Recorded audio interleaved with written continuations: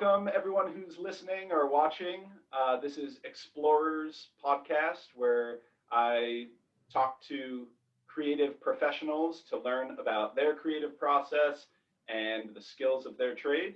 And today my guest is Orcun Ayata, and he is an independent mixing and mastering audio engineer whose mission is to make great music and connect with people all around the world every day. Did I get that That's right? that's my biography. Thank you, So man. yeah, Orchun, I want to jump right into it, and some of these questions I let Orchun know about in advance. He's being super brave and coming on here speaking in his second language, English, because Orchun is from Istanbul, Turkey, right? Yeah, sorry for my bad English. Don't apologize. It's amazing. So, Orchun, I think the first thing that I want to get into, because uh, I imagine musicians will be watching this, and for so many musicians, their weak spot is mixing and mastering. It's like they put in so much hard work to get their song composed and arranged and recorded, and then things just fall apart sometimes when it comes to the mix. So Orchun has a blog where he posts super useful information that I really love reading. And I was hoping that maybe you could just kind of pick out your top three tips that would really help Yeah, other yeah, musicians when it comes to this process. of course. Why not? Actually, the best uh, sorry. Uh, the best advice would be the taking reference tracks while you composing, mixing, and mastering, even while you songwriting, because you can determine your way this way. There's some finished song, and you can take your points from it, like how is the chords and how is the bass guitar in that song. So you can copy, but you can copy on your own way, so you can finish your songs while referencing. And while mixing, I use always reference tracks. It's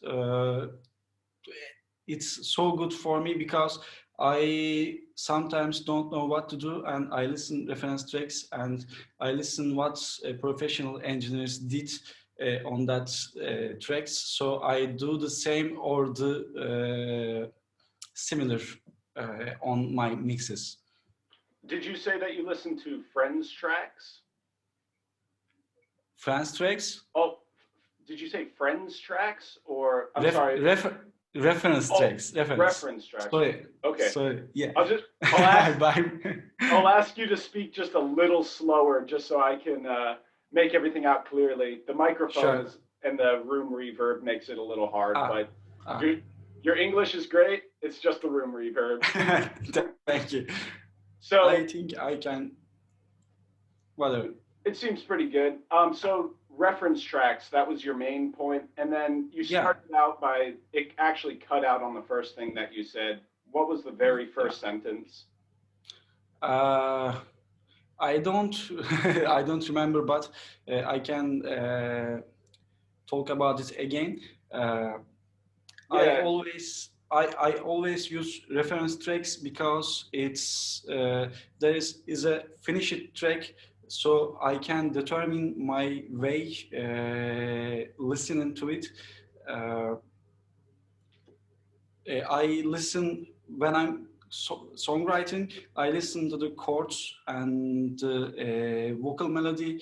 When I'm producing, I listen the arrangement uh, and how is the bass guitar, electric guitar, and sound of the synths, the sound design. When I'm mixing, I listen, for example, I listen to the subs below the 16 hertz. Uh, After that, I listen to lows and low mids, and it goes to above. This way, sometimes I don't know what to do to the track. I sometimes don't understand what it wants from me. So I listen to the similar songs to the track that that I'm mixing, so I can imagine the finished track while looking at the reference track. That's a great point. I think that's really useful information for a lot of musicians to hear that uh, they should probably kind of know what they're after before asking the mix engineer, right? Like Mhm. they should have an idea themselves instead of me just passing it to you and saying, I don't know, just do what you want with it, right? Yeah, That's not yeah, very helpful. yeah. I always talk to my clients to learn about what they want, and sometimes they don't want anything. They don't know what they want. This is the hardest way to learn what they want, because you have to try something to learn it. Yeah, is that sometimes fun for you to get to make those decisions, or is it always just like I don't want to make those decisions for you? It's always fun to me because I can try different things. I can try sound design tools on that track. I can add synths and some things, because she or he doesn't know what he wants, but I can try anything to serve the Yeah. song. So I noticed that recently you've been getting more and more creative on your own musical projects. Yeah. What kind of uh, caused that to happen? Do you think that you were just working with so many other creative people that you felt inspired, or was it something that you've always wanted to do, make your own music? It was always I always wanted to make music. I released an EP and a couple of singles in 2018, but I didn't haven't do anything until now. I think I was bored to produce music. I was working too much, so music is was not my hobby anymore. But I find time in the pandemic, so I try to make a couple of things but don't release it, and I find myself in the most creative area of my life, so I can create a track in a day right now. It just Just comes out. yeah, it just comes out. I love that. So to kind of recap there, were you saying that in 2018, when you released that EP, uh, were you already doing mixing and mastering at that time, or was that before you got really serious about mixing and uh, mastering? I was just started. I was just finished the college that I went about audio engineering, Hmm. and I was learning something about mixing and mastering. Was your college and school experience more useful, do you think, than actually getting in the field and doing the work? Or which one do you think has taught you more, just doing it or going to school? Or do you need both?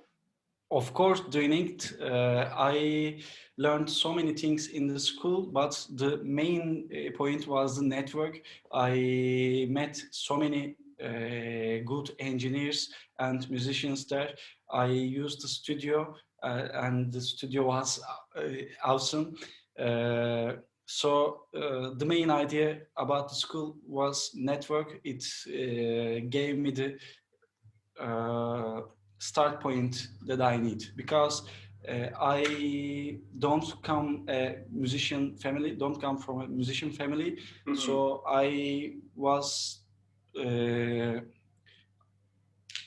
I didn't know any music related person in 2016. Wow. Nobody, no friends, no family, no mentor. Friends, friends with the hobbies, but not nothing more. Okay. Wow. So from 2016 to fast forward 4 years later, and here you are. That's Yeah, pretty. it was That's it amazing. was too fast. Yeah, it was too fast. You. But I worked hard. I worked at radio station. I worked as an independent mixing and mastering engineer. But I worked at live shows, concerts. I did so many tours. It was hard. Wow. Yeah. I love hearing all that. I have a belief personally that like if it kind of relates to the thing you're focusing on, let's just say music for this example, doing live shows and mixing and mastering and producing, I think that the more different areas you try to learn about, they all kind of come back together to help you, right? Yeah, exactly. And I learned so many things from the tracks that I mixed, because you guys do some things, and I learned from it, because the I am the person that I listened the most in the words that song. I couldn't sentence right, but did you got me right? No, no, try and Yeah. explain it a different way. Sorry. Uh, I am the person that listens that song most. True. But what, when you're working on a Yeah, project, you're just saying that yeah, like out of yeah. anyone, you hear it the Yeah, most I times. listen to that song 100 times, 200 times. So I know everything in that song. I see what you guys did to manage some things, to create something. So I learned from that, and it Mm. became so easy after 2 years rest.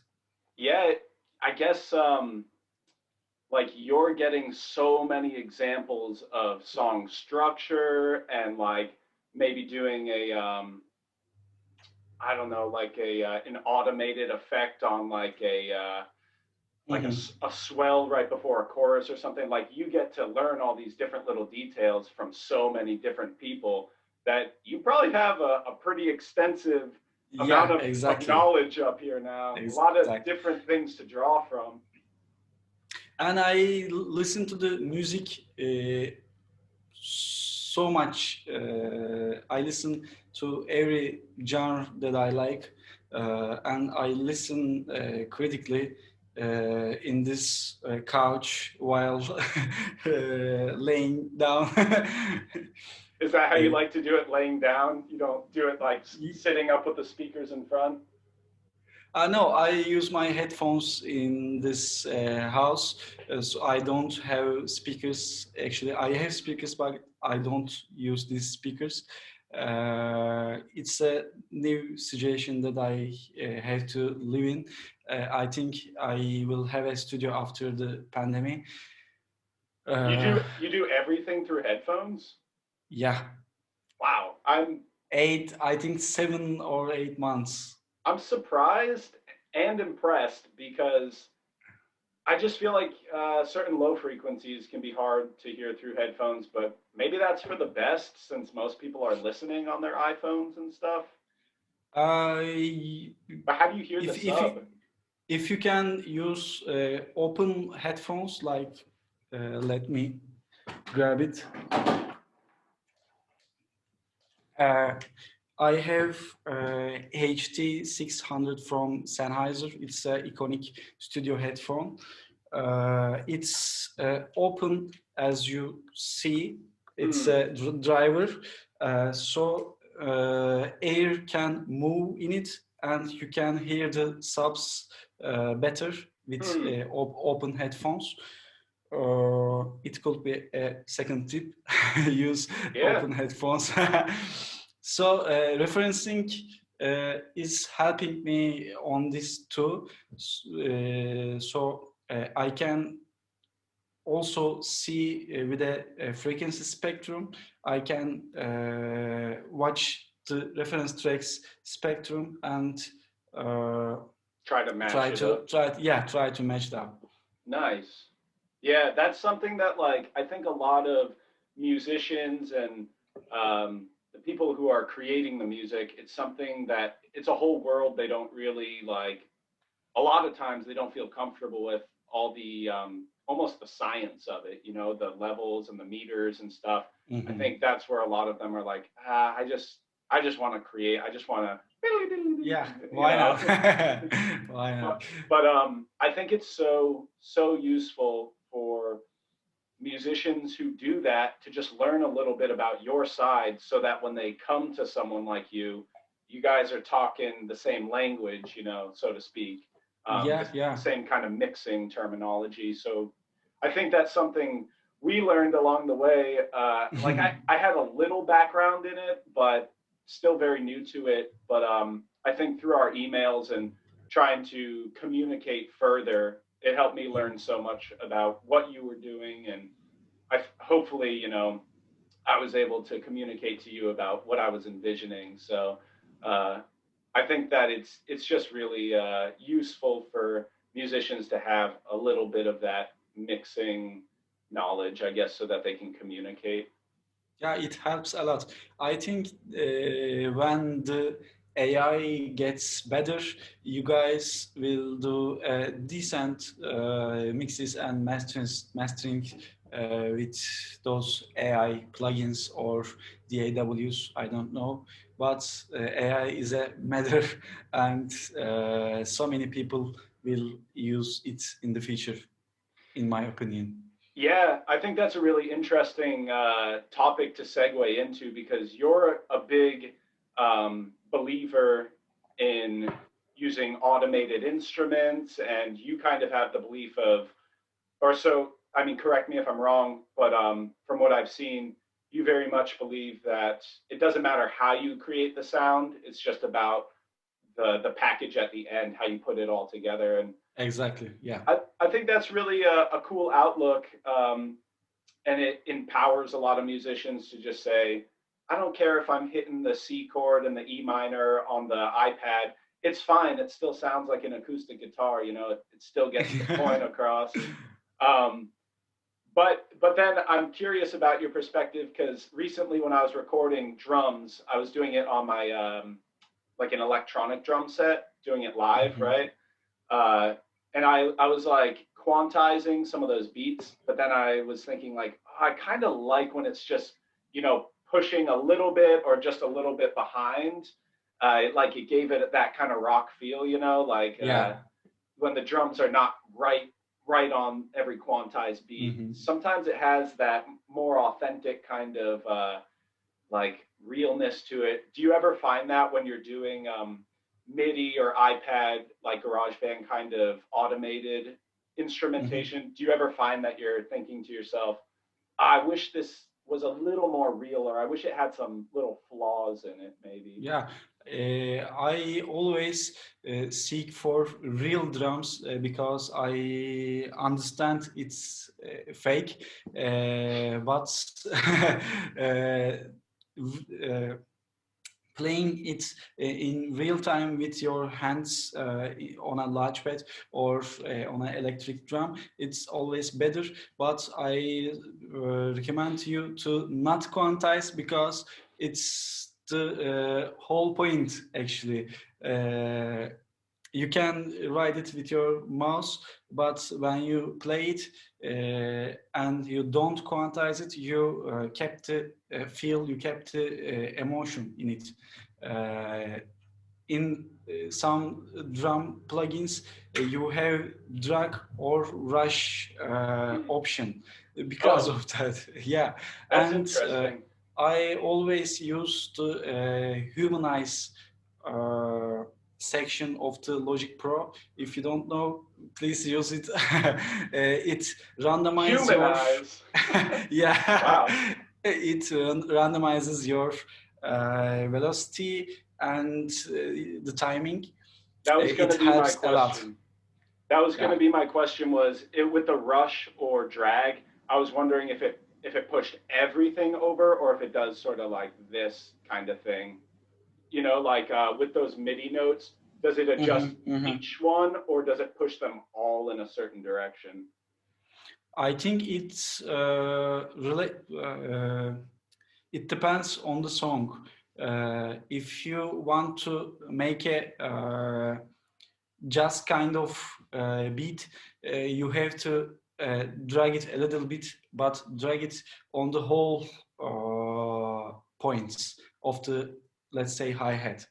You have to uh, uh, drag it to yourself while you are But playing. So you okay, have to put all of them a little behind. Yeah. okay. This humanize and this the humanize and the push or pull thing, like, does it affect each individual hit, or does it just move them all in a certain direction? I guess that's what I was trying to ask. Ah, okay, sorry. Each individual hit by itself, uh, yeah, each individual hit by itself randomizes velocity Okay, and the timing. that's pretty cool. I was gonna say if it pushed them all as one unit, then that might sound kind of weird. Yeah, yeah. But yeah, if There's it's no a okay, wow, that's pretty interesting to know about. Is that just a plugin in Logic? no. You can press E and in the edit section you will find humanize. Okay, wow, that's another cool tip. Thanks. You're welcome. I'm sure some people will find that useful. I know I will. Um, wow, that's cool.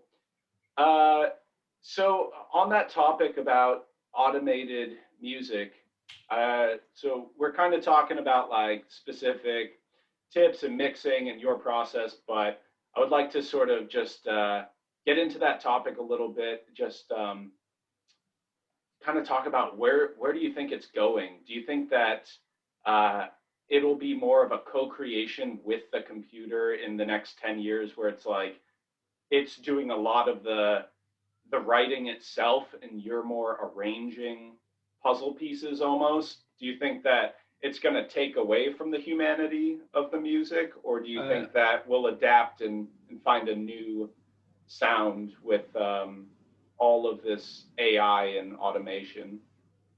I think there will be always people will try to make different music by, but there will be people uh, that whose uses those puzzles to create music.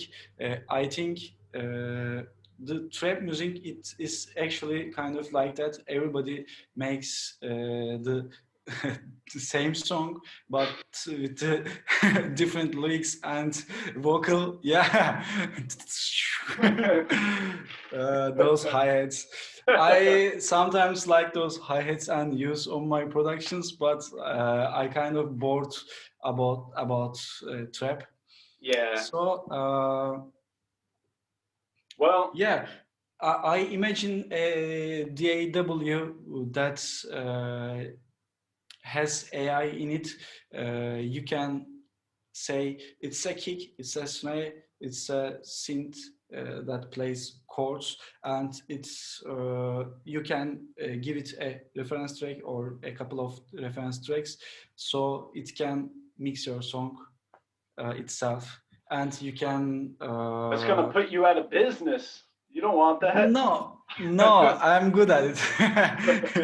It can't beat me.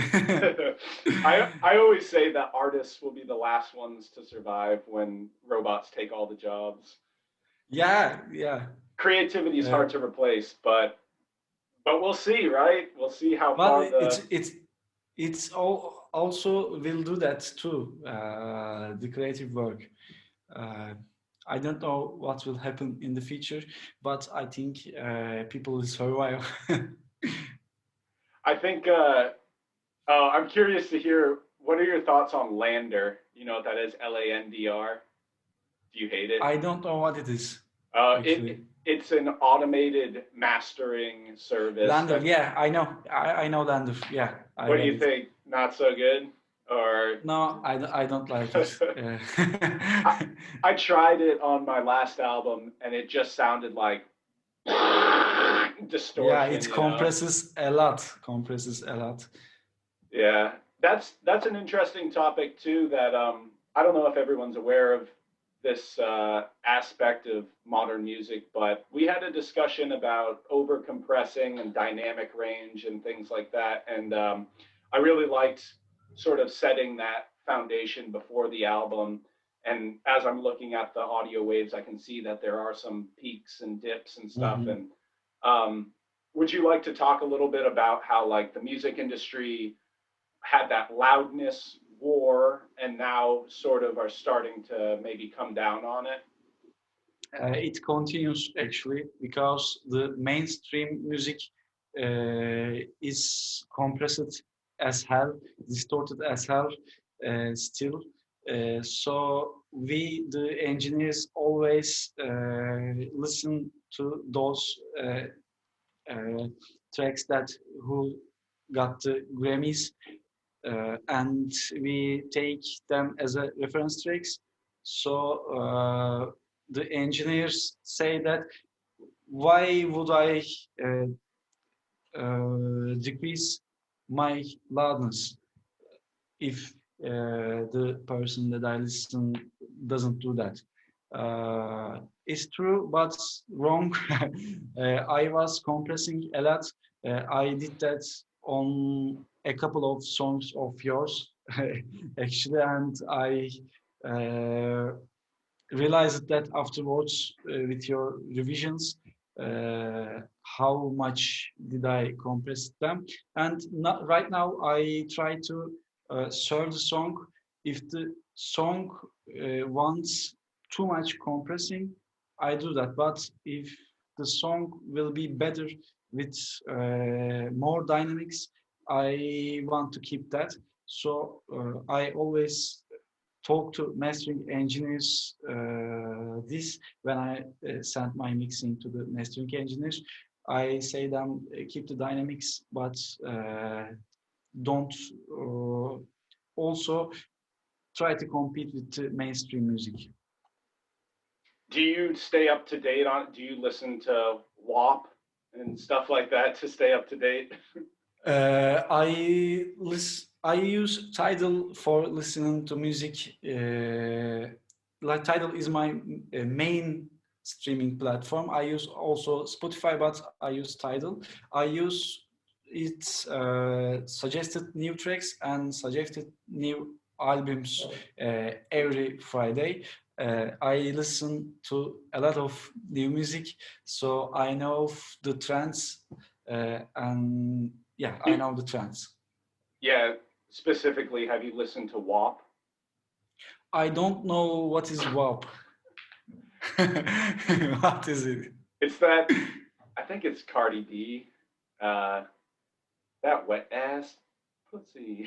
You know that song? I don't know that. No. I listened to Cardi B, but I think I didn't listen that. It's not really for me. I'm just asking, like, if you listen to all these top 40 songs just to find out, you know, even if you don't like that style, do you listen to it anyways Yeah, to yeah, I listen. familiarize yourself with it? Yeah, I listen to them. But I can't listen to start to finish because I bored easily. Yeah, same But here. sometimes I like mainstream music. For example, I love Dua Lipa's music and productions. Who? So Dua Lipa, Oh, Dua Lipa. Yeah, yeah, Dua yeah. Lipa Very is clean production. yeah, yeah. She's one of the tracks is my one of my reference tracks actually, but Who I don't is remember what was. who is her? I think I've watched a video on her producer or her engineer explain a little bit about how he creates those arrangements and sound Mhm. design and whatnot. So she definitely has some assistance in that regard, right? Do you know who I'm Yeah, talking yeah. about? I think you're talking about the Song Explorer in Netflix. It's it's Have you? a it's some guy who helps her arrange and write her songs. Um, Ha. I forget what his name is, Yeah. but it seems like he's the mastermind behind that I sound don't know that. aesthetic she has. I don't know who is. Hmm. But yeah, I'm with you. I think Dua Lipa does have a. I mean, it just sounds so clean. It just sounds like everything's so separated and sparkly polished. Just so like Yeah. such a clean arrangement. And bass heavy. Who? Bass heavy. Boss Harry. Yeah, bass heavy. Oh, Bass bass heavy heavy. music, kick and Yeah, bass. that's so Yeah, true. sorry. Yeah, it almost has like a slap bass in some of her songs, right? Yeah. Like that kind of. Well, on that topic too. I mean, all these different points we keep bringing up, they kind of spark a new idea in my head. I was thinking, you're from Turkey, so the culture and the music there, it's really quite different, and the tastes and perhaps the mixing and arrangements. I notice like a lot of the songs, for one, they all seem to say bene. That seems to be some bene, Benny? bene. I don't know. Some that's a word I keep seeming to hear in the songs that you post. What Benny, is that? Benny. I think Bene, bene, bene. me, you like me or I. Oh, I okay. don't know. Uh, that makes sense. But Yeah. I also notice like a lot of the Turkish artists you post, they'll usually have like very similar aspects to the arrangement of the music. Like a lot of them will have some tambourine, like a. Yeah.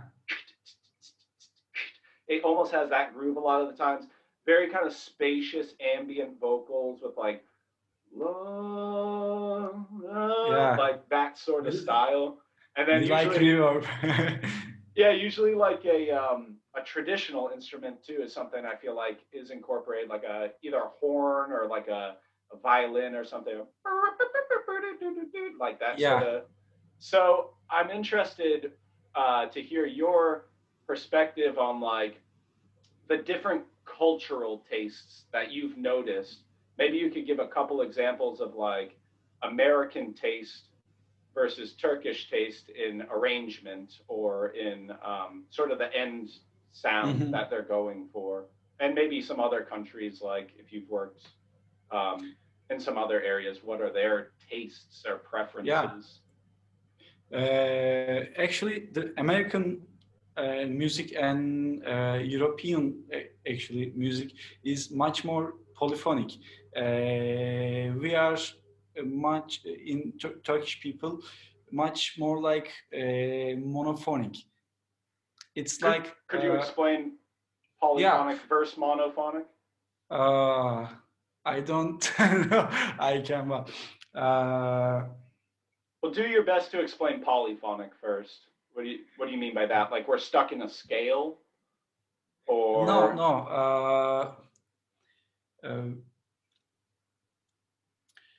like the main synthetic? point, the main point in the American music is chords, but in Turkish music is the melody. Mm. It's the main difference. We always use melodies, and there is always a melody. If no vocals, there will be a guitar, electric Mm. guitar solo, or a trumpet solo. That makes so much sense when you say that because it just clicks. Now I can hear the different foreign music in my head, and it usually does break into some little, if no one's Yeah, singing, like yeah, some new little section comes in. yeah. Interesting. Uh, Uh, but American pop music is actually comes from the classical music, so it makes sense. Is that something you're pretty interested in? Is music history? I am trying to, but I haven't yet. But I am interested to. I listen to the classical composers like Beethoven, Schubert, and uh, the people from the Romantic area. I like them, but I don't know the story behind it actually. I have a suggestion for you if you do get interested one day when you're bored. Yeah. On YouTube, it's there's a 5-part video series made by BBC, British Mhm. Broadcasting, um, on just music history, and it's each video is like an hour long. It's really long, and I didn't make it all the way through, but it was actually very interesting. It goes all the way from the beginning of mankind all the way up to present day, Wow. and so they focus on like it was very interesting how in like medieval Europe, um, like certain harmonies just nobody thought about doing it until I forget, who the example might be, but one composer would just say like, oh, why don't we all pick a different note, and instead of just harmonizing with the octave or something, let's add in the third or the fifth, and nobody thought of it until then. It's so funny. It's like looking back on it, you're like, how did nobody try that out? Like nobody experimented to discover that. But it's really cool because it goes all throughout human history and how the music slowly changed, and how, say, somebody started doing something like that, and then everybody starts doing it, and everything changes from there. So it was a Yeah. cool series that I'd recommend. I think you're a very you're a student of many things, so I think you would enjoy Yeah. learning it. But Late, but I think I will solve the reverb problem because I was using the MacBook Pro's microphone. I realized that right now. Let me. Okay, I think it's better right now. so it's Isn't it better? it's like it's different. I don't know if it's Okay, let's keep the sound same. It's better yeah. for. Yeah. The other one has like a Okay. slight hiss to it, I think. Okay. So Um, for the interruption. so with the different cultures, you said that Turkey's more focused on the melody, America's Yeah. more focused on the chords. Um, but both different cultures probably want to have a memorable hook of some sort, Yeah. right? Yeah. Is that something that you would say applies to every type of mainstream music around the world, or have you worked with some people who, or some countries where it kind of seems like they have a whole different trend entirely? I don't think it depends on the country because in Turkey there are so many independent uh, experimentalist musicians. So they experiment with no rhythms, no melodies, no chords at all. One of my friends does this kind of sound design tracks, and they are beautiful. Uh, so anywhere in the world, people can make different songs. Yeah, I guess. Do you think that changed with the internet? Like everybody's ideas just became available to everyone else. Do you think that that's Yeah, kind of? yeah. Do you think that like different uh, music cultures from different countries will just start to kind of all blend into one Yeah, genre? yeah, I think so, and I don't like it. I like traditional things. When I visit another countries, I try to find the traditional music shows, live shows. Hmm. Uh, so I like our traditional musics, uh, and I think we have to keep this traditional uh, music in our brains. I don't know. I couldn't find the right sentences and words, but Like we we shouldn't abandon our old traditions. We should hold on yeah, to them. yeah, yeah, yeah. We can make pop music. We can make music like American Top 50, but we all, if we remember the traditional things, we can use it them in our tracks creatively. I sometimes use them. I actually releasing that the song that I sent you with a duduk. Duduk is an Armenian instrument. I used it one of on my songs. Is that is May, that may, may, is that the melody in the maybe song I you sent me? maybe I haven't sent you that. I don't remember exactly. I can send you after the show. Okay, I think I have the track that's like Yeah, yeah, yeah. Sorry. Yeah, it's that not one. that. Okay, Yeah, not that one. Uh, I got to tell you, the, I'm struggling with that one. I've tried. I'm trying. I don't know. uh, I don't know if I can contribute to it, but I'll give it one last fair shake. But I think your melody's already good enough that I just was like, I don't really think I can add a melody on top of that melody. But I do love that song, and I'm excited to hear this new one too. You said so. There's a traditional instrument in it. yeah, duduk is an not Turkish. Is an Armenian instrument.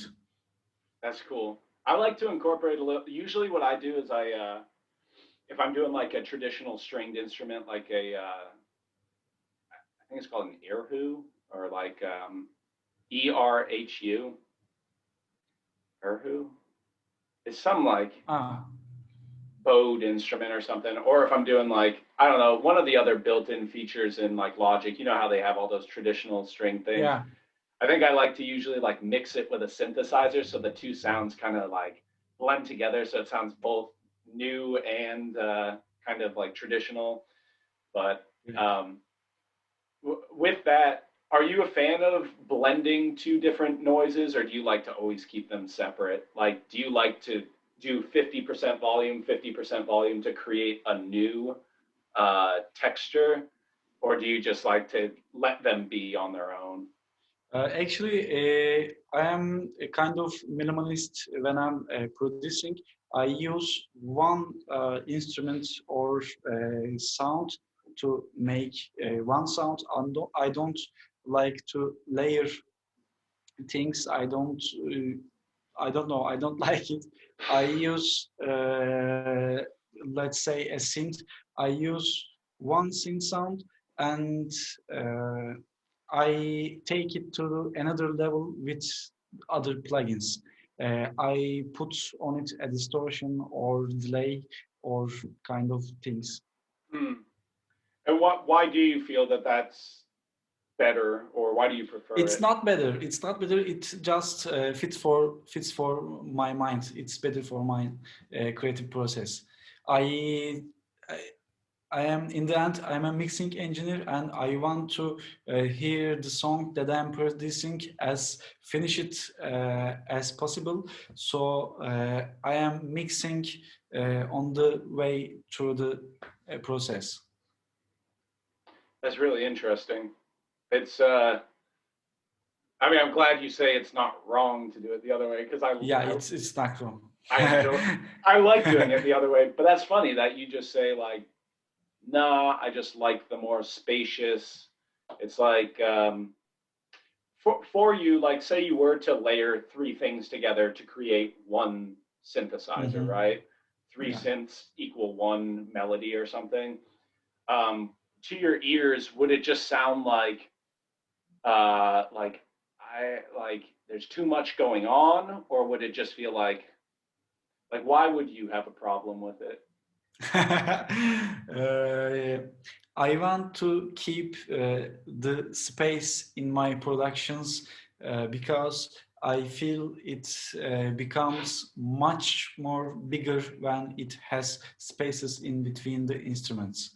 So I want to keep some frequencies empty, so it feels much more bigger than life. I hear that definitely. I think that that was something that I heard a while ago when I was in school, maybe from my like music teacher in high school, guitar teacher. I think he might have been the one who said space makes the music, or maybe he was quoting someone, but that always stood out to me that sometimes it's not about what you add, but what you take away that really Yeah, activates the potential of the song. yeah. I produced the song and I finished it. When I finished it, it has between 25 to 40 tracks. But when I go there and pick some tracks and delete them, uh, I finished it with like 20 or 25 tracks when I delete the other ones. So it's my approach to everything actually. I don't like to call myself as a minimalist, but I like to be minimalist. When I'm writing on my blog, I write like one of my blog posts I wrote 3,000 words, but when I edited it, it has become as 2,000 words, and it means I deleted 1,000 words that I wrote. So this really is like a process for everything you do in life. Yeah, I think so. I don't use a lot of cups. I There are two cups of my favorites. One of for coffee, just white, and one for teas. that, that's Like pretty that. great. You don't cook a whole bunch of food and then throw 70% of it out, do you? Let's just dump it. I don't need that. I think I have like uh, 20 or 25 different uh, things in my wardrobe, like t-shirts and jeans. Oh I man. don't have many things, and I don't like to buy uh, new things. Uh, I think that it's good to just know what makes you happy and then not waste your money on other stuff, right? yeah, yeah, I think I admire that a lot. That you keep it simple and you know what you like, and you don't. I think that it's also a great way to communicate too. What you said, chop it down from 3,000 to 2,000, because ultimately, if you can get the same point across in less words, people will yeah, they'll remember it better too. yeah. It'll stick with people. It's like if I told you, Orchun, I have 17 tips for you, and by the time I'm at tip number 10, you're like, I can't even remember what you've already said. So it's good to keep it simple, right? Exactly. Yeah, exactly. That's awesome. I have a couple other questions here, and we're about 10 minutes from our hour ending here. But like I said, if you just have maybe like a half hour or so afterwards, I'd love to just dig Sure, into why a few not? other things. Uh, so far, so good though. Yeah, Not too crazy, right? yeah, yeah. I'm not stressed out like at the beginning. Good, And good. go. I wanted to ask you while we're just kind of wrapping up that topic about working with people all around the globe, because I just find that really interesting. Not a lot of people are in a position where they're communicating with different people all around the earth, and I find that super interesting. So, just kind of curious on like the client side.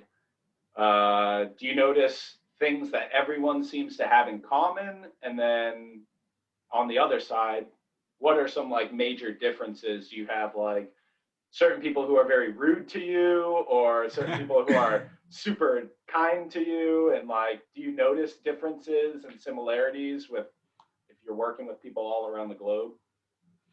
uh, the first comes in my mind is the similarity between the whole all musicians around the world Yeah. is the songs are their children, and they want me to mix it like with that information. They want it to be the best of itself. So it's common between musicians. But some people wants to uh,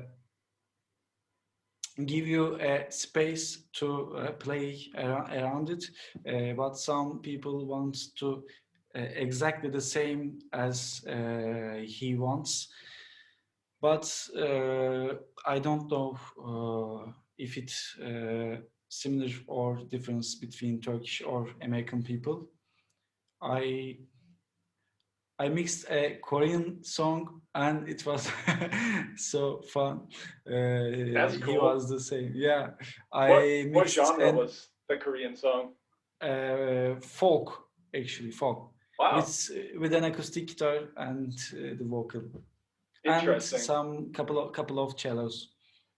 Wow, that's really cool. I wouldn't have expected it. I would have thought K-pop or something, or maybe a I don't. Korean rapper. I don't know. Yeah. Well, that's cool. But yeah, as for the differences, um, have you had any just really wild interactions that made you think like, all right, that was weird, or have you? Nobody taught me like that before. I don't know. Some of the tracks, some of the clients that I work with, the first I did the job, but they didn't like it, and I don't take any money in that position because I Mm, don't want to. I spend time, yes, but I don't want to take money from a sad person. So it's the uh, it's the thing that I do for everybody. that's, I mean, that shows a lot of integrity on your side, and um, I think that's exactly how you build your business and your brand is by sort of having those sort of rules for yourself. Um, I think that speaks a lot to what you do, that you care that much, that it's not just about the money for you. And Yeah. it's a it's the reason I want to have you on this Yeah. show, is because I Thank you. think I think that you're a very genuine creator, and you clearly care about what you're doing. And one of the saddest things to me is when people pretend to be an artist or pretend to care about art, and they're like the record label executives who are they're just looking to make millions of dollars. They Yeah. really don't care what it sounds like, what the message is, how it's interacting with the public and stuff. And that saddens me when people only care about the financial aspect of it, Yeah. just making money. It's like, just go be a banker or something. Like, do something else. Don't pre- Yeah. don't pretend to be an artist, someone who cares about art, if you're just looking to exploit and make money. So I really appreciate that about you, Orchun. You're really so genuine about it, and I can tell that like it's in your heart, that love for music and beautiful sounding music and innovation and exploration, which is that's why I'm calling this podcast Explorers, is because uh, the guests that I have on here, and really everybody, they are exploring a subject. You're exploring the field of music and mixing and mastering, and you're always trying to push further and further and further. And uh, what's the difference between that and, say, somebody exploring a deep ocean cave or exploring another planet? You know, it's the same kind of thing. You keep Yeah, going further and further and further, and you keep, uh, pushing forward, trying to learn more and further your understanding. And that's what a real explorer does. So it's definitely a perfect fit to have you on here, because I think you're always trying to push yourself further. yeah, thank you.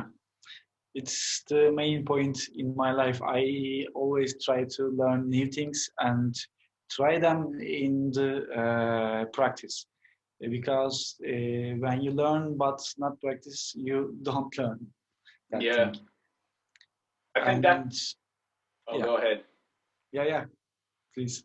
I was going to say that that's a perfect piece there, because I was going to ask you if you had a helpful challenge to give to some musicians that would help them practice a new skill or help them get to a new level. Did you have any advice? Maybe something like, maybe try making minimal tracks, or try to yeah, like clean up your project as much as you can to find out what's really important, or maybe make a song once a week or something like that. Do you have Mhm. anything that you try to, almost like a regular workout for yourself as a musician? Is there anything you would Uh, suggest? I haven't tried it yet, but I no, I tried one of them, but one of them I haven't tried yet. Two challenges. I think most of the people would know them. One of them is finishing a song every day, a song for 30 days. When you That say it, means when you that say a means you song, do you mean like a 4 bar loop, or like a whole song? it depends on the day. Sometimes you don't want to do many things and you have to finish it in 10 minutes, but sometimes you can work as 10 hours and you can finish that song and release it. Actually, there's a website for this, but I don't remember the name. So I think people can Google it and find it. Uh, and one of them, the minimalist approach that I do in my mixing is finishing your song with 24 tracks. 24 tracks was on was number on the desk from 17, beginning of the 17th. So they had to finish their songs in 24 tracks, and they did. So we can finish our songs in 24 tracks. If you can't good sound good enough with 24 tracks, you can't sound good with 101. You can always add after that, but uh, you have to sound awesome with 24 one. Those are some really awesome tips, man. I really like that. One, I mean, it motivates me personally, just hearing you say make a song every day, even if you can't make a 10, even if you can't spend 10 hours. Trying to make a song in 10 minutes, maybe that would be really fun, actually. And put you to the test, like, I gotta Yeah. just execute, just do it. So that's a cool tip. And I mean, doing it every day, I gotta say, that sounds like, oh, that's a pretty big task there. But I Yeah. do I do try to write little demos, even if it's just, play a couple chords, throw a beat over Mhm. it, and do a little melody, and I maybe have just four measures of it. And sometimes I'll go back to it and be like, that's cool, it's worth working on again. Sometimes it's just let's just add it to the saved library, and it was just for fun. But I think that's really a helpful bit of advice, and just you've taught me this, especially with my I think it was the last track that I sent to you. I was just piling tracks on as much as I could, and I know that you're like, you know, you like to organize and clean, and that's sort of your personality too. But I felt bad sending that to you. So after that, I was like, all right, I swear I'm gonna make a similar song. But Sometimes you have to add too many tracks to sound uh, like in your mind, but it doesn't mean that you are bad at this. Just you had to do that in that special song, I think, particular song. yeah, I think a big part of it too is that an unmixed song with three snare drums or three vocals sounds like the mixed, or it sounds closer to the mixed Mm-hmm. version. I think that's the part that a lot of musicians get scared, is like when I'm just sending my like bare tracks over to you, it's like, oh, I don't know how this is gonna sound. So it's like I'm trying to sort of figure it out Yeah, ahead of time. But I guess that just comes with trusting your engineer, and knowing that yeah, after they've mixed it, then you can address adding more tracks or something like that. But I think that was my problem with you, is that I wanted, certain things like the delay or distortion, if you can't hear them when you're composing it, it can make such a big difference on the whole yeah. sound of the song that you're like, you have to take a big guess of how it's going to turn out. So I think that would cause me to add delay, add compression, add saturation, because it's like Mm. I almost don't know. I feel like blind, Yeah. just sending It was dry nice though. tracks. It was nice because I edited those things. I edited or I edited your distortions and kind of things. So I easily can understand you if you can impress yourself with your own mix to me. Again, I couldn't uh, speak good, but so It's okay. I feel like I think I got the point, but I want to elaborate on that and just ask you, do you like everything being completely dry sent to you, or do you like a little indication of what they want and then you just switch out the plug-in? it again depends on the song itself and depends on the artist actually.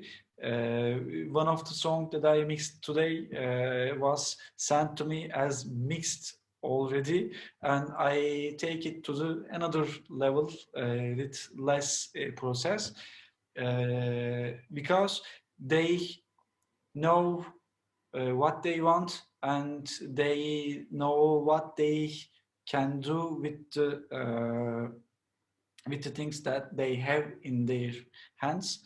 Uh, so in that position, I don't want to take dry channels because I can't make another rough mix for them. It's much more easy to mix the mixed tracks. Mm, But taking the reverbs and delays in another channel is better because I can compress those tracks.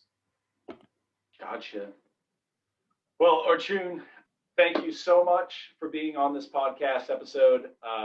I've personally learned so much that I'm excited to implement into my own musicianship. But I think anyone else who's listening probably has gotten a lot out of this too. And it's just it's just fun to get on a video call with you. It's been a Yeah, while since we've thank you. done this. Yeah, thank you. It's been fun. Thank you. All right. Well, we'll do this to set the break here.